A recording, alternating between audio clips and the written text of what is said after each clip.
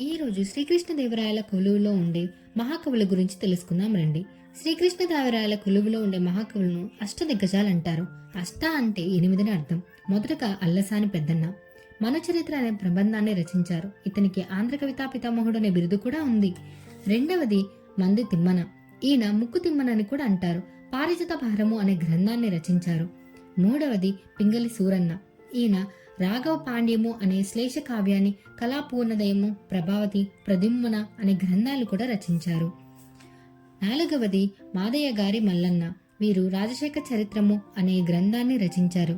ఐదవది దుర్జటి.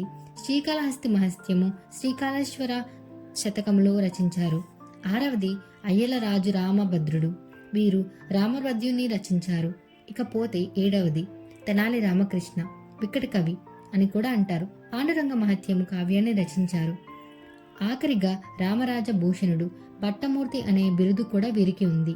వసుపవిత్ర అనే శ్లేష కావ్యాన్ని, హరిశ్చంద్రోపద్య పాక్యము అనే కావ్యాన్ని కూడా రచించారు.